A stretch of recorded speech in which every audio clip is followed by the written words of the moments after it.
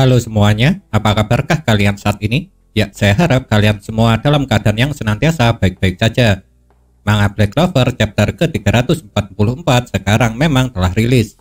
Oleh sebab itu, pada kesempatan kali ini, seperti biasa, saya akan membuat pembahasannya.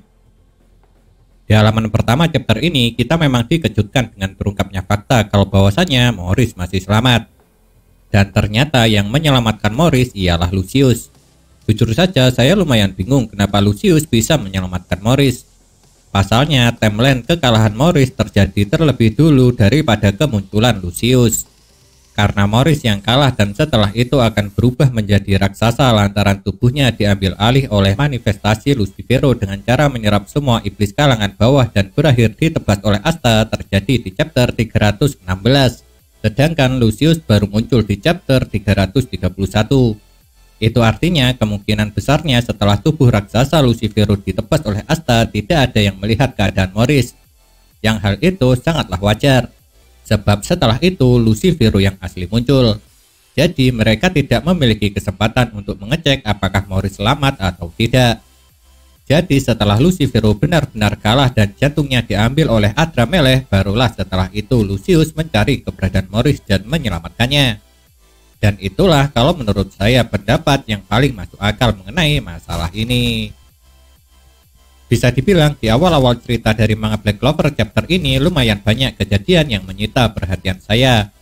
Salah satunya ialah kejadian setelah Morris menanyakan kepada Lucius tentang apa yang dia butuhkan darinya hari ini.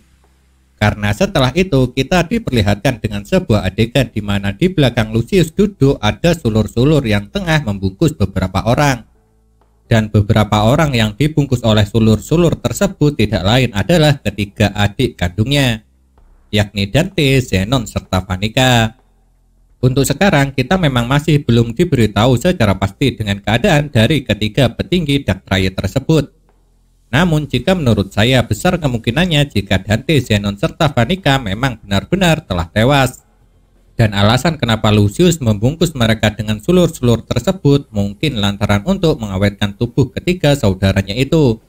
Sebab bagaimanapun kekuatan sihir Dante, Zenon, serta Vanica sangatlah dibutuhkan dalam kesuksesan penuh rencana Lucius. Karena Lucius sendiri sebelumnya memang telah mengatakan hal itu secara langsung. Setelah diperlihatkan dengan kejadian di mana Dante, Zenon, serta Vanica yang tengah berada di dalam lingkaran sulur-sulur yang tumbuh dari belakang kursi yang diduduki oleh Lucius, adegan diteruskan dengan Lucius yang tiba-tiba menyentuh dada Morris dengan tangan kanannya. Dan mengejutkannya setelah dadanya dipegang oleh Lucius, semua luka yang diderita oleh Morris langsung sembuh seketika. Bahkan bukan hanya tangan dan kakinya yang awalnya terpotong saja yang tumbuh kembali, melainkan Morris yang terlahir buta juga dapat dibuat bisa melihat oleh Lucius. Oleh sebab itu tidak heran setelah menyaksikan semua kejadian itu, Morris berucap kalau sihir ini benar-benar seperti kekuatan dewa. Pasalnya sihir yang digunakan Lucius padanya tersebut memang memiliki tingkatan yang lebih tinggi daripada sihir pemulihan. Lantaran dengan sihirnya Lucius dapat menciptakan tubuh manusia. Dan tentu saja Morris sangat senang dengan semua yang dia alami. Sebab menurutnya akhirnya sekarang dia bisa melakukan eksperimen lagi. Akan tetapi sebelum Morris menyelesaikan perkataannya secara tiba-tiba Lucius menyentuh keningnya. Dan tujuan Lucius melakukan itu pastinya adalah untuk mencuci otak Morris supaya dia mau mematuhi segala perintahnya. Lalu perintah pertama yang diberikan Lucius kepada Morris adalah menyuruhnya menggunakan sains sihir serta modifikasi sihirnya untuk digunakan sebaik mungkin demi kedamaian dunia sejati. Dan tentu saja Morris langsung menyetujuinya begitu saja. Lalu sekarang jelas sudah kenapa Julius menyelamatkan Morris. Sebab ilmu pengetahuan milik Morris sama berharganya dengan kekuatan sihir kepunyaan ketiga saudaranya. Karena dengan dipadukannya sihir milik Dante, Zenon, Vanica, serta ilmu pengetahuan Morris, Lucius akan dapat menciptakan manusia unggul seperti yang dia impikan. Setelah Morris pergi, Lucius yang tetap masih duduk di singgasananya langsung memanggil Sister Lily. Yang tujuannya ternyata adalah untuk memberitahu Sister Lily mengenai negeri matahari. Lantaran menurut Lucius masa depan di negeri itu mulai goyah. Makanya dia menyuruh Sister Lily melenyapkan masa depan yang tengah tidak stabil tersebut. Dan karena alasan itulah kenapa pada akhirnya Sister Lily pergi ke negeri matahari sambil membawa 2 paladin lainnya. Akan tetapi yang menarik tentunya bukanlah hal itu, melainkan adalah kejadian setelah Sister Lily menerima perintah dari Lucius. Soalnya setelah sampai di negeri matahari, Sister Lily berucap jika bahwasanya sekarang Lucius tidak bisa bertindak. Dan sepertinya alasan kenapa Lucius tidak bisa bertindak dan memberi waktu selama 7 hari untuk melakukan penyerangan adalah karena dia terlebih dulu ingin menghidupkan kembali ketiga adiknya. Yang buktinya diperkuat dengan tidak maunya dia beranjak dari kursi yang tersambung dengan tubuh Dante, Zenon, serta Vanica. Lalu yang menarik lagi, sepertinya dari ketiga paladin tersebut Sister Lily merupakan pemimpinnya. Buktinya di chapter ini Head Priest memanggil Sister Lily dengan sebutan Bu atau Mam. Memang benar setelah sampai ke negeri matahari, ketiga paladin ini tidak langsung begitu saja melancarkan serangan, melainkan mereka malah terlebih dulu mencari sesuatu. Dan ketika tengah mencari ini, Head Priest berucap kalau kota yang mereka lewati sangatlah aneh, lantaran sama sekali tidak ada satupun orang yang terlihat. Itu artinya Ryuya yang mengetahui kedatangan ketiga orang paladin ke negerinya langsung bertindak cepat untuk mengungsikan semua warganya, supaya mereka bisa aman dan tidak terkena dampak dari pertarungan yang akan terjadi. Makanya semua orang sama sekali tidak terlihat ketika para paladin sudah tiba di wilayah kekuasaan Ryuya tersebut. Kalau kalian sudah melihat pembahasan bocoran cerita manga Black Clover chapter ke-344 yang saya buat, tentunya kalian telah tahu apa yang tengah dicari oleh ketiga paladin tersebut. Ya, betul, yang mereka cari ialah gerbang Tori yang berada di Laut Negeri Matahari. Dan setelah berhasil menemukannya, Head Priest langsung menghancurkan gerbang Tori tersebut dengan sekali serangan menggunakan sihir esnya. Lalu Sister Lily memerintah paladin satunya yang ternyata bernama Yurulu untuk melakukan sesuatu. Dan sekarang jelas sudah jika paladin yang sebelumnya identitasnya belum terungkap bukanlah Rades ataupun Refci, karena dia ternyata bernama Yurulu. Dan Yurulu ini bisa dibilang merupakan seorang karakter baru, karena sampai sekarang seingat saya tidak pernah ada karakter yang bernama Yurulu. Apalagi jenis sihirnya yang unik juga jarang yang memilikinya, sebab sihirnya bertipe beast sama seperti Veto.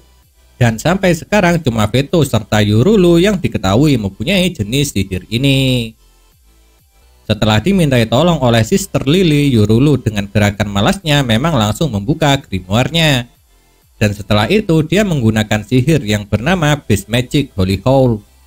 Lalu mengejutkannya setelah Yurulu mengeluarkan sihirnya itu secara tiba-tiba dari dalam laut, naga berkepala 5 yang ada dalam legenda negeri matahari muncul. Itu artinya gerbang Tori yang sebelumnya dihancurkan oleh Head Priest merupakan alat untuk menyegel naga berkepala 5. Dan karena sekarang yang menyegelnya telah dihancurkan, Yurulu dapat memanggil naga berkepala 5 tersebut dengan menggunakan sihir Beast Magic Holy Hole-nya. Karena sekarang apa yang mereka cari telah berhasil ditemukan, para paladin akhirnya memulai rencana untuk menyerang negeri matahari. Dan menurut Sister Lily, dengan adanya naga kegelapan atau naga suci berkepala 5 tersebut bisa membuat mereka akan dapat dengan mudah menghancurkan negeri matahari. Lalu setelah itu negeri matahari akan mereka gunakan sebagai fondasi kedamaian dunia seperti impian Lucius. Akan tetapi setelah naga berkepala 5 muncul di sebuah atap bangunan terbesar juga muncul 5 anggota Seven Ryuzen. Dan kelima orang itu adalah Ichika, Komari, Daizaemon, Jojo, dan yang satunya lagi seorang samurai wanita yang namanya belum diketahui. Untuk sekarang memang sudah dapat dipastikan kalau yang akan menghadapi ketiga paladin dengan naga berkepala 5 adalah kelima anggota Seven Ryuzen tersebut. Itu artinya ada 2 orang yang akan menghadapi naga berkepala 5, sedangkan 3 orang lainnya akan bertarung 1 lawan 1 dengan ketiga paladin. Namun sekarang kira-kira kalau menurut kalian siapakah yang akan bertarung dengan Sister Lily? Apakah Ichika? Atau mungkin samurai wanita yang namanya belum diketahui itu?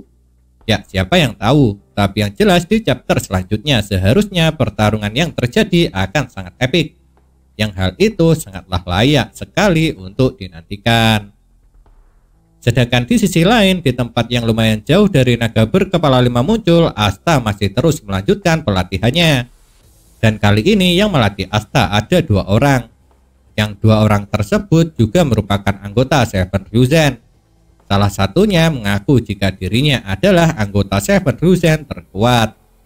Jadi untuk sementara waktu Asta masih belum diizinkan untuk ikut dalam pertarungan selama dirinya belum bisa menguasai teknik ZT-nya dengan sempurna. Dan mungkin yang memutuskan hal itu adalah Ryuya. Sebab Ryuya pastinya juga tahu kalau Asta merupakan penentu masa depan dunia. Lantaran hanya dengan kekuatan anti sihir milik Asta lah yang bakal mampu untuk mengalahkan Lucius sang biang keladi kekacauan yang terjadi saat ini. Akan sekuat apakah nanti Asta setelah menyelesaikan latihannya? Dan akan seberapa lamakah Asta akan bisa menyelesaikan latihannya? Lalu apakah Asta akan segera kembali ke kerajaan Clover setelah latihannya selesai? Dan apakah nantinya bakal ada orang-orang dari negeri matahari yang ikut ke kerajaan Clover? Ya, siapa yang tahu. Tapi yang jelas untuk kedepannya jalan cerita dari manga Black Clover akan menjadi semakin menarik lagi. Nah, itulah yang dapat saya bahas mengenai manga Black Clover chapter ke-344 ini. Kalau menurut kalian kejadian manakah yang paling menarik? Jika memiliki pendapat, jangan pernah sungkan untuk menuliskannya pada kolom komentar. Karena komentar kalian itu sangat berarti bagi saya. Entah itu untuk dijadikan bahan konten supaya kedepannya menjadi semakin menarik lagi, ataupun dibuat sebagai bahan referensi perdebatan di antara kita semua.